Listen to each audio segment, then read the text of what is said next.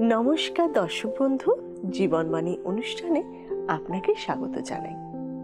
আমার বিশ্বাস আপনি নিয়মিত আমাদের এই জীবনবাণী অনুষ্ঠানে শুধু যে উপস্থিত থাকেন তা নয়, কিন্তু আমি জানি আপনার সারাদিন এত ব্যস্ততার মধ্যেও এই সময়টায় ঈশ্বরের বাক্যের সান্নিধ্যে আসার জন্য অপেক্ষা করে থাকেন। ঈশ্বরের বাক্য আমাদের জীবনে প্রত্যেক দিন নতুন নতুন আশীর্বাদ বহন করে আনে। আসুন ধন্যবাদ সহকারে ঈশ্বরের বাক্যের মাধ্যমে আজকের দিনের আশীর্বাদ আজ আমরা গ্রহণ করি।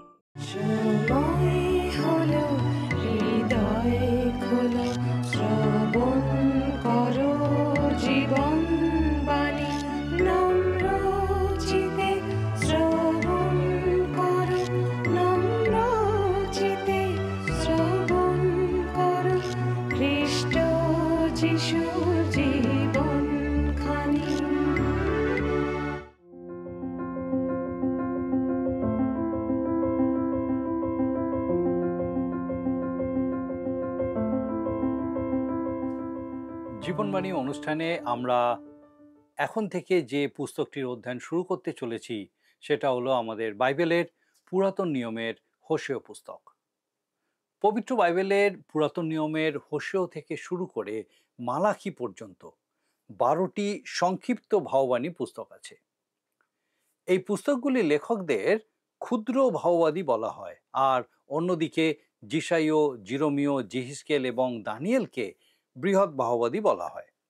তাদেরকে ক্ষুদ্র ভাববাদী বলা হয় মূলত পুস্তকগুলোর আকারের কারণে, বিষয়বস্তুর কারণে নয়, যদিও বিভাজনের সেই মাপকাঠিও পুরোপুরি সঠিক নয়। কারণ হোশেয়র পুস্তকটি দানিয়েলের পুস্তকের থেকে দীর্ঘ। বস্তুত তথাকথিত ক্ষুদ্র ভাববাদীরা কোনোভাবেই ক্ষুদ্র নয়। তাদের প্রত্যেকেই যে বার্তা দিয়েছিলেন তাতে তারা এক একজন এক একটা তারকা ছিলেন। ঈশ্বরের লোকেরা যে ঈশ্বরের ব্যবস্থা 10 আজ্ঞা ভঙ্গ করেছিল, ক্ষুদ্র ভাববাদীরা সেই সত্যেরই মোকাবিলা করেছিলেন। আমরা তার কিছুটা দেখতে পাবো যখন আমরা হোশেয় ভাববাদীর ভাববাণীর ভেতরে প্রবেশ করব। ক্ষুদ্র ভাববাদীরা ঈশ্বরবিহীন অন্যান্য জাতির সঙ্গে জোট বাঁধার বিরুদ্ধে সতর্ক করেছিলেন। তারা অত্যন্ত দেশপ্রেমিক ছিলেন এবং রাজনৈতিক ও নৈতিক দুর্নীতির কঠোর নিন্দা করতেন। তারা ইসরায়েলকে ঈশ্বর থেকে বিচ্ছিন্ন হয়ে পড়ার বিরুদ্ধে সতর্ক করেছিলেন। হোশেয় বিভক্ত রাজত্বের সময়কালে বাস করতেন। তিনি উত্তরের রাজ্য বা ইসরায়েলের একজন ভাববাদী ছিলেন, যা দক্ষিণের রাজ্য জিহুদার থেকে আলাদা ছিল। জিহুদারাজ উশিয়, যোথম, আহাস ও হিজকিয়ার সময়ে এবং যোয়াসের পুত্র ইসরায়েল রাজ জারবিয়ামের সময়ে সদাপ্রভুর এই বাক্য বেরির পুত্র হোশেয়ের নিকটে উপস্থিত হইল। হোশেয় তার প্রথম অধ্যায় প্রথম পদ। হোশেয় ইসরায়েলের আরেকজন ভাববাদী আমোসের সমসাময়িক ছিলেন। তিনি জিহুদার ভাববাদী মিখা এবং যিশাইয়েরও সমসাময়িক ছিলেন।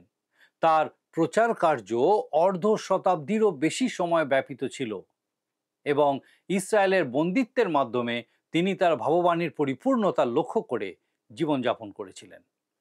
দক্ষিণের রাজ্যের জিরমীয়র সঙ্গে তার তুলনা করা যায়।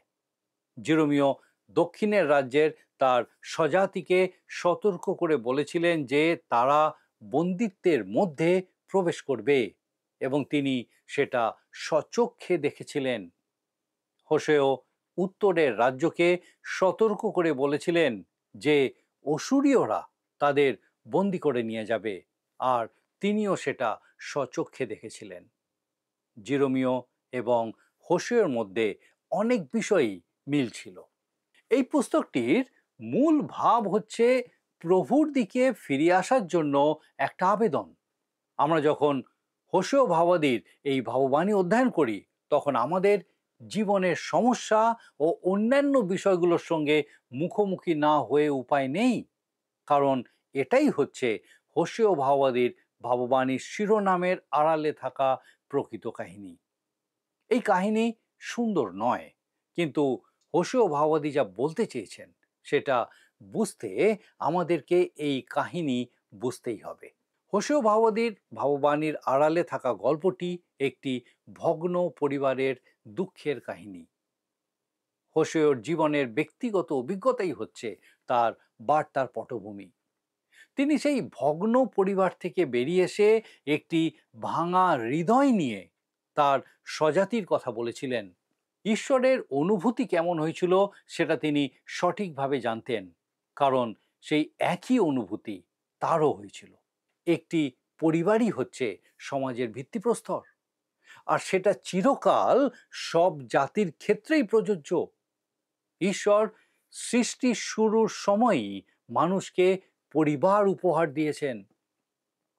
এটাই সামাজিক কাঠামোর সব থেকে গুরুত্বপূর্ণ একক।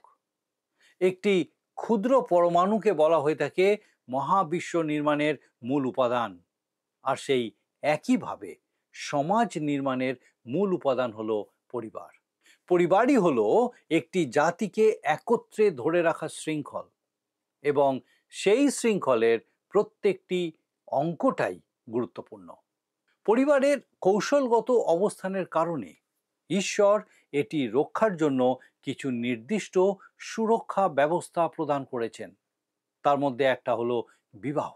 এই জগতের অন্য যে কোনো প্রতিষ্ঠানের থেকে বিবাহ প্রতিষ্ঠানকে ঈশ্বর বেশি গুরুত্ব ও মনোযোগ দিয়েছেন। সমাজ বিবাহ সৃষ্টি করেনি, সমাজ বিবাহকে আবিষ্কার করেছে। ঈশ্বরই বিবাহ সৃষ্টি করেছেন এবং মানবজাতিকে দান করেছেন। বিবাহ ঈশ্বরের এই সুস্পষ্ট বাক্যের উপরে আধারিত হয়ে আছে। অতএব ঈশ্বর যাহার যোগ করিয়াছেন মনুষ্য তাহার বিয়োগ না করুক। মতে লিখিত সুসমাচার তার 19 অধ্যায় 6 পদ।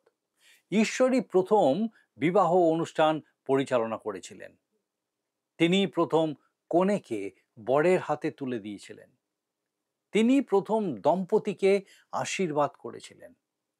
বিবাহ কেবল একটি আইনগত চুক্তি নয়, কেবল একটি অর্থনৈতিক ব্যবস্থা নয়, কেবল পারস্পরিক ভালোবাসার দুটি মানুষের মিলনও নয়।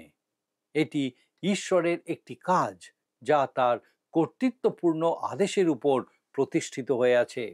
অনেকে মনে করেন যে বিয়ে করার জন্য কেবল একটি বিবাহের শংসাপত্র আর একজন পালকেরই প্রয়োজন হয়।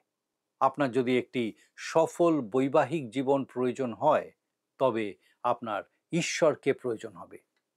ঈশ্বর যদি কোনো বিবাহ স্থাপন না করেন, তবে সেটা ভেঙে পড়বে। বিবাহ হচ্ছে একটি পবিত্র সম্পর্ক, একটি পবিত্র মিলন। এই বিষয়ে ঈশ্বরের মনোভাবকে নতুন নিয়ম সংক্ষেপে প্রকাশ করে বলেছে, সকলের মধ্যে বিবাহ আদরণীয় হোক। ইব্রিয় তার 13 অধ্যায় 4 পদ। অতএব বিবাহ কোনো সামান্য আইনি প্রক্রিয়ার দ্বারা অথবা ক্রোধের দ্বারা ভেঙে ফেলা যায় না। আমার বিশ্বাস কেবল দুটি বিষয়ই আছে যা একটি প্রকৃত বিবাহকে ভেঙে দিতে পারে। প্রথম বিষয়টি হলো মৃত্যু, অবশ্যই, যা স্বয়ংক্রিয়ভাবে সেই সম্পর্ককে বিচ্ছিন্ন করে দেয়।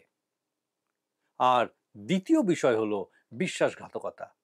এই বিশ্বাসঘাতকতা স্বামী বা স্ত্রী যে কোনো একজনের ক্ষেত্রেই হতে পারে। এটি একটি সম্পর্ককে ছিন্ন ভিন্ন করে ফেলে। পুরাতন নিয়মে ব্যভিচারে দোষী ব্যক্তিকে সবথেকে কঠোরভাবে শাস্তি দেওয়ার নির্দেশ ছিল।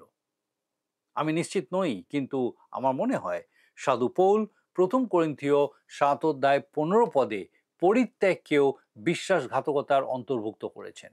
তথাপি অবিশ্বাসী যদি চলিয়া যায়, চলিয়া যাওক, কিন্তু এমন স্থলে সেই ভ্রাতা কি সেই ভগিনী দাসত্বে বদ্ধ নহে, কিন্তু ঈশ্বর আমাদিওকে শান্তিতেই আহ্বান করিয়াছেন।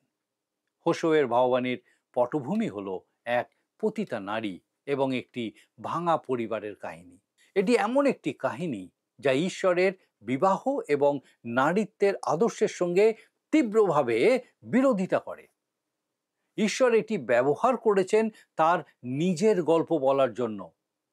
পার্বত্য ইফ্রাইম প্রদেশে অবস্থিত বহু ছোট ছোট নগরের কোনো একটিতে দুইজন যুবক যুবতী বসবাস করত। যুবকটির নাম ছিল হোশেয় আর যুবতীটির নাম ছিল গোমর। তারা পরস্পরের প্রেমে পড়ে গেছিল, আর আমি মনে করি তারা একে অপরকে পাগলের মতো ভালোবাসত।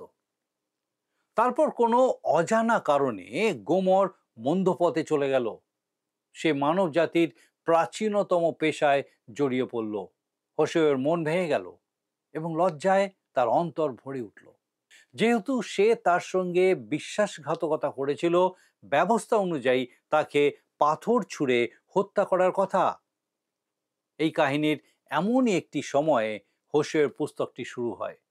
আসুন আমরা হোশেয় পুস্তকের প্রথম অধ্যায় 2 পদ পড়ি। সদাপ্রভু যখন প্রথমে হোশেয় দ্বারা কথা বলেন, তখন সদাপ্রভু হোশেয়কে কহিলেন, তুমি যাও, ব্যভিচারের স্ত্রীকে ও ব্যভিচারের সন্তানদিগকে গ্রহণ করো, কেননা এই দেশ সদাপ্রভুর অনুগমন হইতে নিবৃত্ত হওয়ায় ভয়ানক ব্যভিচার করিতেছে। শাস্ত্রের কয়েকজন মনে করেন এটি শুধুমাত্র একটি রূপক, বাস্তবে এমন কিছু ঘটেনি। একটা কথা মানতেই হবে যে ঈশ্বর হোশেয়কে মসির ব্যবস্থা লঙ্ঘন করার আদেশ দিয়েছিলেন। ব্যবস্থা বলেছিল তাকে পাথর ছুঁড়ে হত্যা করতে, কিন্তু ঈশ্বর তাকে বিবাহ করতে বলেছিলেন। ঈশ্বর হোশেয়কে যা করতে আদেশ দিলেন সেই বিষয়ে তিনি কোনো আপত্তি করেননি। তিনি নিঃশর্তভাবে আজ্ঞা পালন করেছিলেন। তিনি গোমরকে পবিত্র বিবাহ বন্ধনে আবদ্ধ করেছিলেন। সে তার স্ত্রী হয়ে তার পরিবারে এসেছিল। এমন একটি সম্পর্কের বিষয়ে বলতে গিয়ে সাধু পৌল বলেছিলেন, অথবা তোমরা কি জানো না যে ব্যক্তি বেশ্যাতে সংযুক্ত হয় সে তাহার সহিত এক দেহ হয়, কারণ তিনি বলেন সে দুইজন একাঙ্গ হইবে। প্রথম করিন্থীয় 6 অধ্যায় 16 পদ। আপনি নিশ্চিন্ত থাকতে পারেন সেই ছোট নগরে গুজব তখন আরো তীব্র হয়ে উঠেছিল। হোশেয়ের গৃহটি সমালোচনার সাগরে একটি মরুভূমির দ্বীপে পরিণত হয়েছিল। স্থানীয় সমাজে তাকে হয়তো সবাই সমাজচ্যুত করে দিয়েছিল। বেচারা হোশেয়। এই পরিবারে সন্তানেরা জন্মগ্রহণ করলো। 3 জন সন্তান, 2 জন ছেলে এবং 1 জন মেয়ে। তাদের নাম এবং সেই নামের অর্থে এক ভয়াবহ কাহিনী প্রকাশ করে। আর তার মধ্যেই রাখা ছিল ইসরায়েল জাতির জন্য আরো বৃহৎ অর্থ এবং এক বিশেষ বার্তা। 3 জনের মধ্যে সবার বড় ছিল জিসরিয়েল। এই নামের অর্থ হলো ঈশ্বর ছিন্ন ভিন্ন করবেন আর ঈশ্বর প্রতিশোধ নেবেন। ঈশ্বর হোশেয়কে যা বললেন সেই উক্তি সরাসরি জেহুর কুলের প্রতি করা হয়েছে। যদিও জেহু আহাবের কুল ধ্বংস করার জন্য ঈশ্বরের নির্দেশ পালন করেছিলেন, কিন্তু তিনি সেটা ঘৃণা এবং প্রবল ব্যক্তিগত প্রতিশোধ স্পৃহা নিয়ে করেছিলেন। এই কারণে ঈশ্বর বলেছিলেন, আমি এর বিচার করব, আমি ইসরায়েলকে ছিন্ন ভিন্ন করব, কিন্তু আমার বিচার করুণা সহকারী হবে।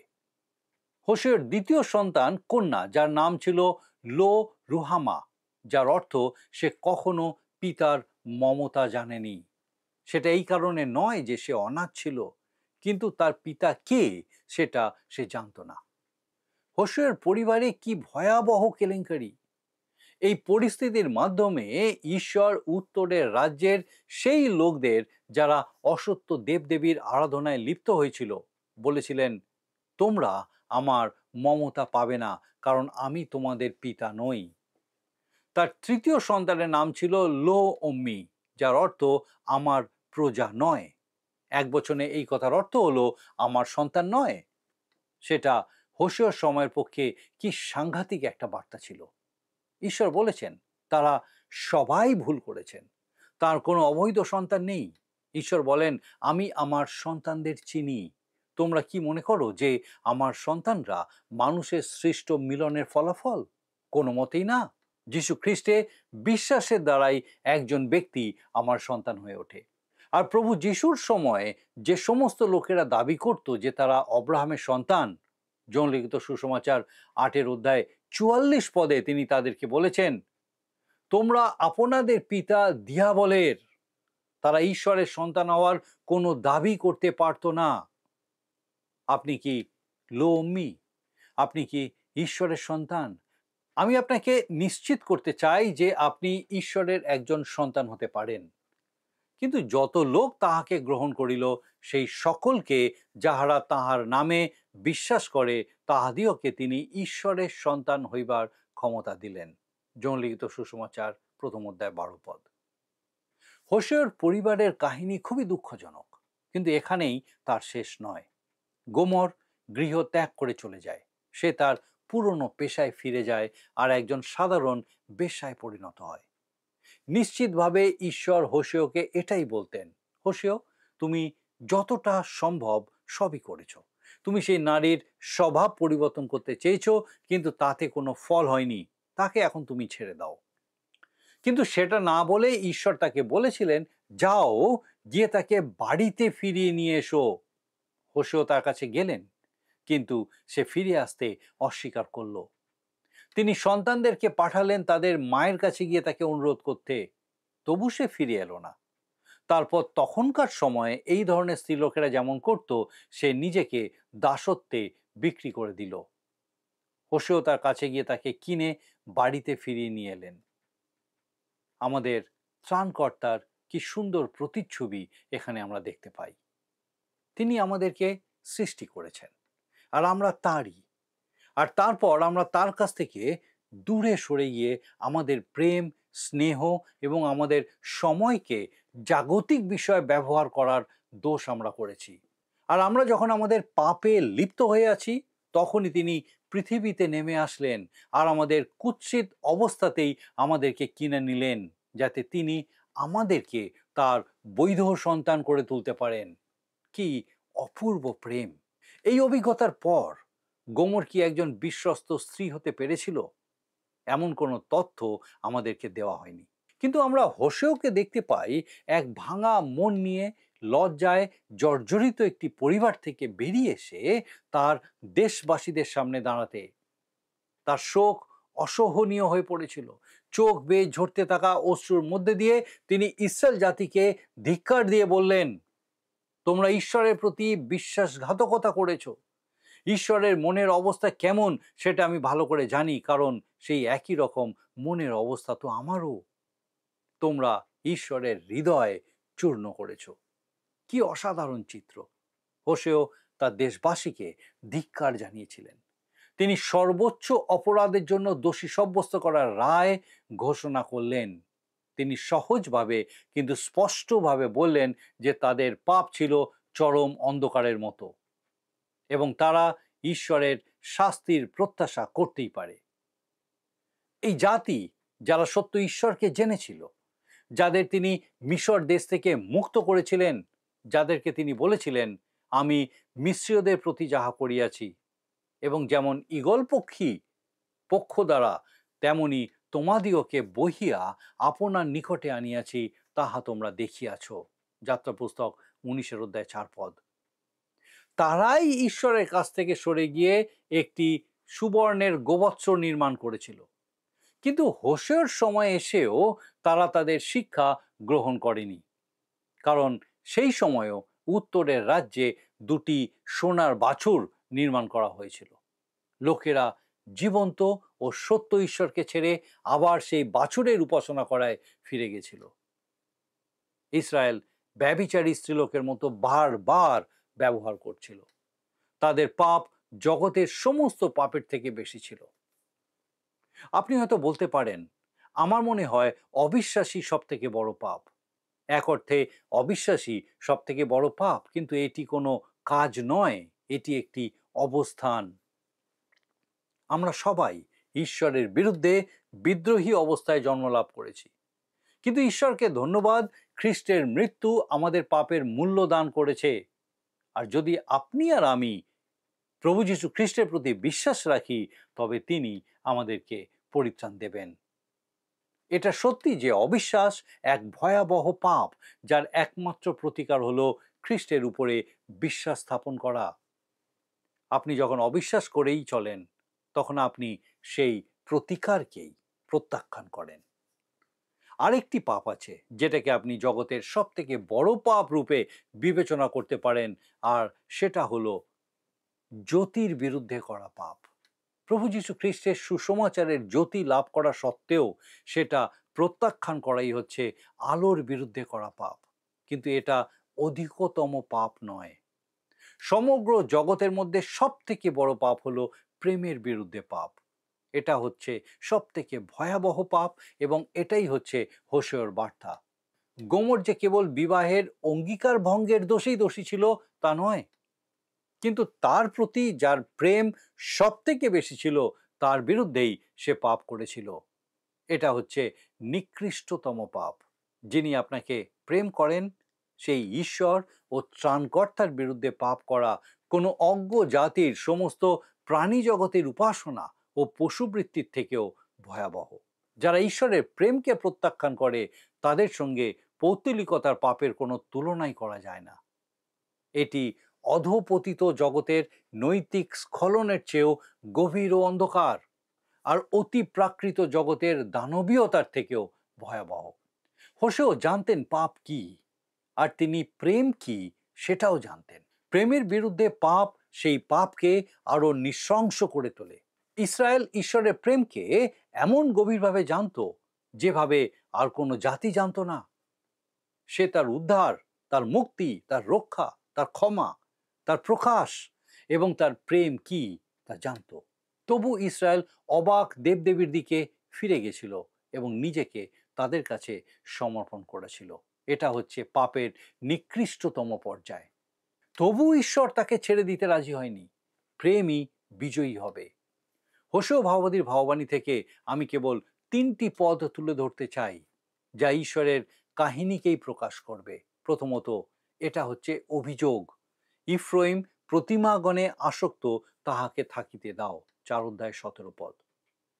ইফ্রাইম নামটি ইসরায়েলের প্রতিশব্দ এবং ঈশ্বর ইসরায়েলের বিরুদ্ধে আত্মিক ব্যভিচারের অভিযোগ এনেছেন। এরপর সেই অনন্ত ঈশ্বরের মহামূল্যবান স্পন্দিত আবেগকে লক্ষ্য করুন। হে ইফ্রাইম, আমি কিরূপে তোমাকে ত্যাগ করিব? হে ইসরায়েল, কিরূপে তোমাকে পরহস্তে সমর্পণ করিব? কিরূপে তোমাকে অদমার তুল্য করিব? কিরূপে তোমাকে সবইয়েমের ন্যায় রাখিব? আমার মধ্যে অন্তঃকরণ ব্যাকুল হইতেছে, আমার করুণা সমষ্টি একসঙ্গে প্রজ্বলিত হইতেছে। 11:8 পদ। ঈশ্বর বলছেন যে তিনি ইসরায়েলকে ছেড়ে দিতে পারেন না। তিনি তাকে অত্যন্ত ভালোবাসেন। এই কারণেই ঈশ্বর হোশেয়কে দ্বিতীয়বার ও তৃতীয়বার গোমরকে ফিরিয়ে আনতে পাঠিয়েছিলেন। তিনি চেয়েছিলেন ইসরায়েল সম্পর্কে ঈশ্বর কি অনুভব করেন সেটা হোশেয় যেন বুঝতে পারেন। পরিশেষে এই হচ্ছে বিজয়। ইফ্রাইম বলিবে, আমাতে ও প্রতিমাগণে আর কি সম্পর্ক? আমি উত্তর দিয়াছি আর তাহার প্রতি দৃষ্টি রাখিব। আমি সতেজ দেবদারুর ন্যায় আমা হইতেই তোমার ফলপ্রাপ্তি।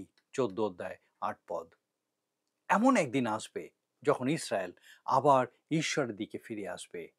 এই বাক্য আমাদের সেই বিশ্বাসের দিকে চালিত করে যে গোমর অবশেষে পরিবর্তিত হয়েছিল এবং একজন ভালো স্ত্রী ও মা হয়ে উঠেছিল।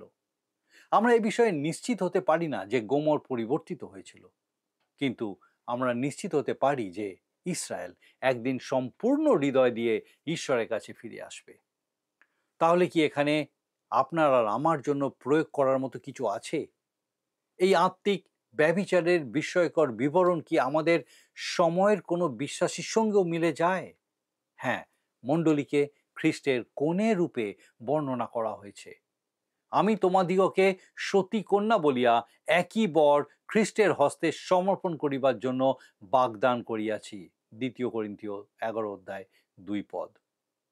আর ইফিসস্থ মণ্ডলীকে প্রভু যীশু বলেছেন, আমি জানি তোমার কার্য সকল এবং তোমার পরিশ্রম ও ধৈর্য, আর আমি জানি যে তুমি দুষ্ট দিগকে সহ্য করিতে পারো না। তথাচ তোমার বিরুদ্ধে আমার কথা আছে, তুমি আপন প্রথম প্রেম পরিত্যাগ করিয়াছ।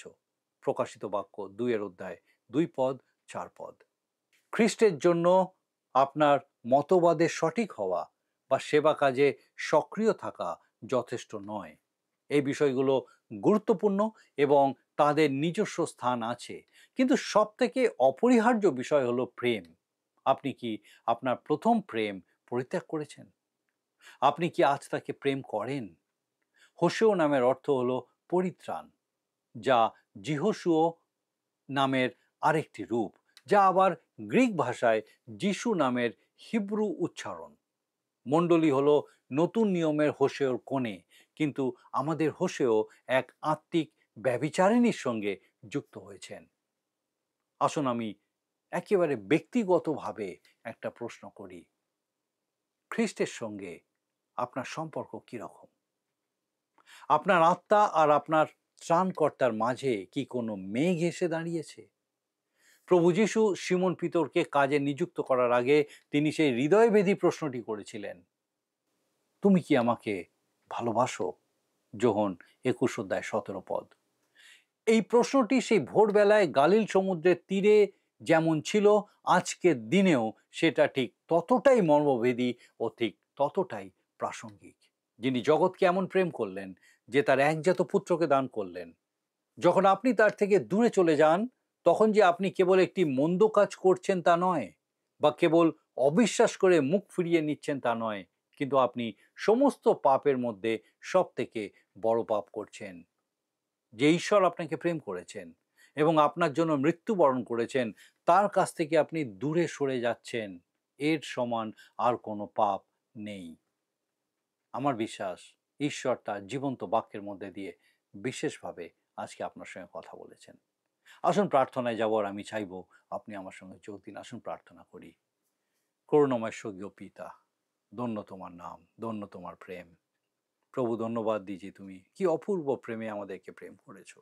ধন্যবাদ দিই আমাদের প্রত্যেক দর্শক বন্ধুর জন্য পিতা, যে আরেকবার তোমার এই প্রেমের প্রকাশ তারা তাদের হৃদয়ে উপলব্ধি করতে সমর্থ হয়েছে। স্বর্গীয় পিতা, আমাদের সেই প্রত্যেক দর্শক বন্ধুকে পিতাগো তোমার এই প্রেমে পূর্ণ হতে তুমি সাহায্য করো। পিতাগো যেন কোনো আত্মা প্রাণ তোমার এই প্রেমকে অস্বীকার না করে, কিন্তু প্রভু প্রকৃত আত্মায় ও সত্যে পিতাগো এই প্রেমকে স্বীকার করার মধ্যে দিয়ে তোমার গৌরব করতে পারে। আমাদের সেই প্রত্যেক দর্শক বন্ধু, তাদের পরিবার পরিজন প্রত্যেককে তোমার চরণে সমর্পণ করে ধন্যবাদের সঙ্গে প্রার্থনা তোমার যিশু নামে চাই, আমেন।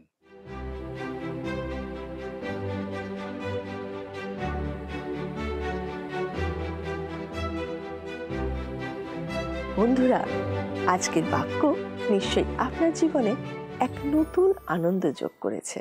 আপনি যদি আমাদের এই অনুষ্ঠান বা পুরাতন সম্প্রচারগুলি আবারও দেখতে চান, তাহলে আমাদের অফিসিয়াল ইউটিউব চ্যানেলটি সাবস্ক্রাইব করুন।